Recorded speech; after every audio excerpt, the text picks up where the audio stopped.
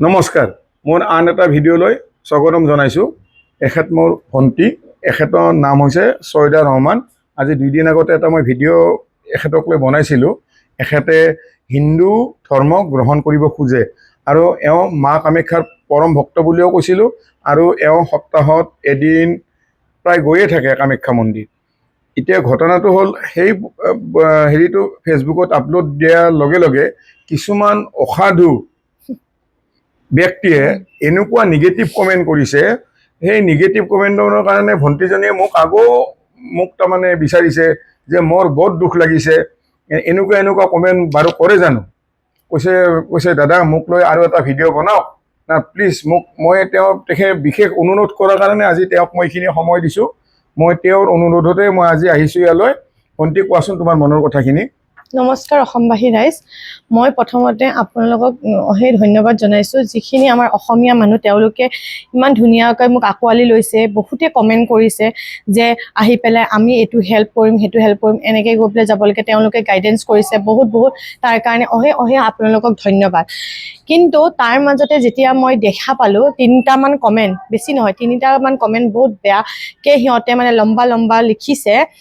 কিবা জাকাৰিয়া আহমেদ আৰু কিবা মহম্মদ কিবা এনেকৈ নামত আৰু এটা ৰিফা বৰুৱা।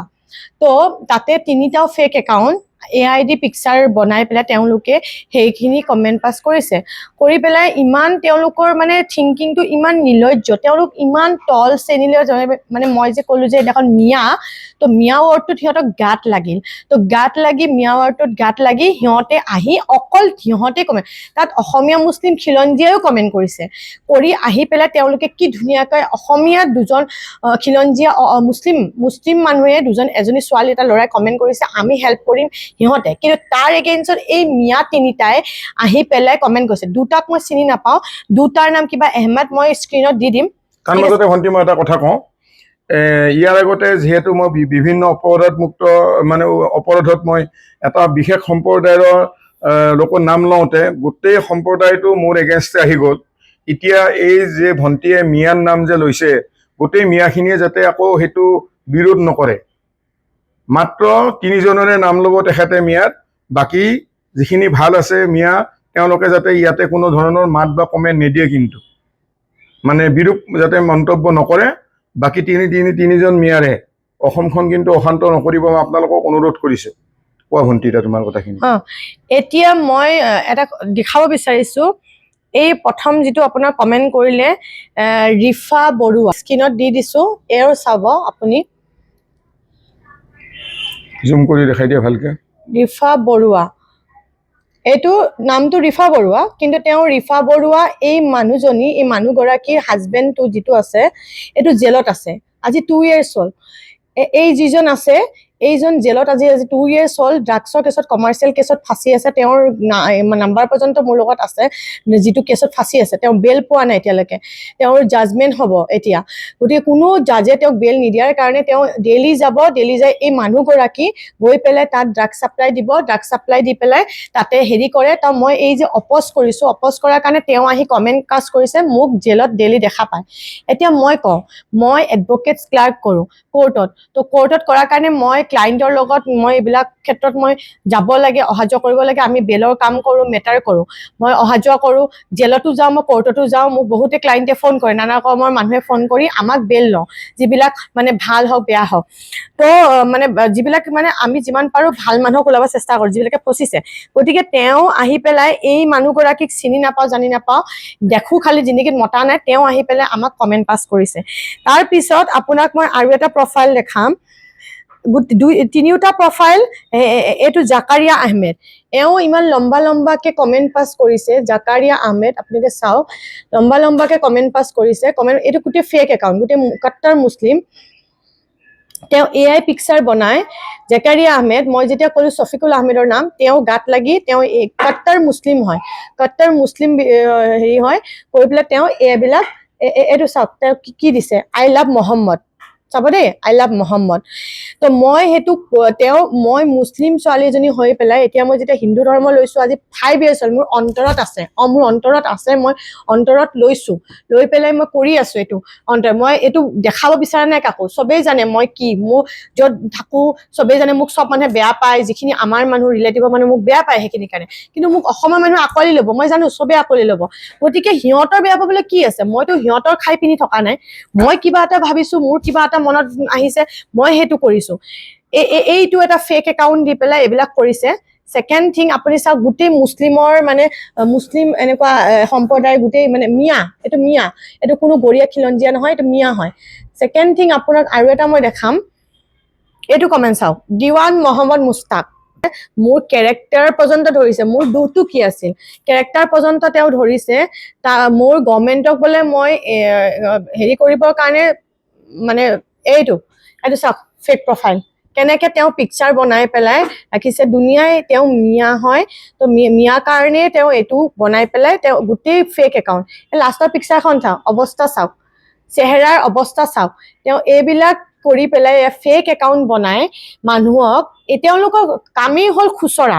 মই এতিয়া ইয়াতে ক'ব বিচাৰো, বাকী যিখিনিয়ে কমেণ্ট কৰিছে চবেই ভাল কমেণ্ট কৰিছে, বেয়া কোনো কমেণ্ট কৰা নাই। এতিয়া মই এইটোৱে ক'ব বিচাৰো যে চেন্ট্ৰেল জেলত 95% আপোনাৰ মিয়া মানুহ আছে, তাৰে বাহিৰত 5% মান আমাৰ মানে অসমীয়া মানুহ বা বিহাৰী মানুহ আছে, গতিকে তেওঁলোকে তাতে এইবিলাক ড্ৰাগছ গাঞ্জা এইবিলাক কেছতে তেওঁলোকে বেছিভাগ সোমাইছে। দেখাই দিয়ক আপোনালোকে যেন বেছিভাগ অসমীয়া মানুহ বা বেলেগ আমাৰ মানুহ সোমাই আছে, নাই থকা, অসমীয়া খিলঞ্জীয়া কোনো সোমাই থকা নাই, গোটেই যিমান আছে 90, মই জানো ন, আজি মই ইমান দিনৰ পৰা কোৰ্টত কাম কৰিছো, 95% মিয়া, আৰু তেওঁলোকক VIP ট্ৰিটমেণ্টৰ কথা কওঁতে গাত লাগি জাঙুৰ খাই আহি মোক বেয়াকে কমেণ্ট কৰিছে। গতিকে মই চেন্ট্ৰেল জেলৰ বিষয়ে কি বেয়া কথা কৈছো, যে তাতে বেয়া হেৰি চলি আছে, তেখেতকক VIP ট্ৰিটমেণ্ট দিছে, এই বিষয়লৈ মই কৈছো। আৰু যিটো মানে তেখেতৰ কথা কৈছিলো, তেওঁৰ কথা কিয় কৈছো, কাৰণ তেওঁ লাভ জিহাদ কৰি আছে ভিতৰত, শফিকুল আহমেদ, সেইকাৰণে মই তেওঁৰ কথা কৈছিলো, কোৱাৰ কাৰণে তেওঁলোকৰ গাত লাগিল। আৰু যিখিনি আপোনাৰ এতিয়া কথা এটা ক'ব বিচাৰো যে ইহঁতৰ খালি কাম কি হ'ল, ফেচবুকত আহি গেলোৱা, ফেচবুকত বেয়া কমেণ্ট পাছ কৰা, খালি গৈ পেলাই, কিন্তু আজি যে মিয়া চাফা কৰি আছে, সেইটোতো কৰি আছে গভৰ্ণমেণ্টে, এইটোতো মই কৰা নাই ন, এইটো যেতিয়া আগলৈও কৰি থাকিব।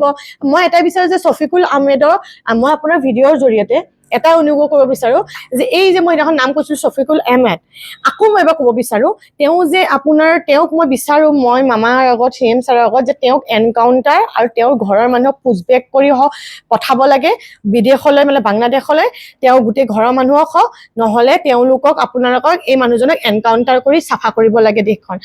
যেতিয়ালৈকে মই CM মামাৰ ওচৰলৈ এই কথাটো পহুচাই নিদিওঁ, শফিকুল আহমেদৰ কথা, যে তেওঁ এনকাউণ্টাৰ কৰিব লাগে আৰু তেওঁৰ ঘৰৰ মানুহক ইয়াৰ পৰা খেদাই পঠিয়াব লাগে অসমৰ পৰা, মই সেইটোৱে বিচাৰিছো।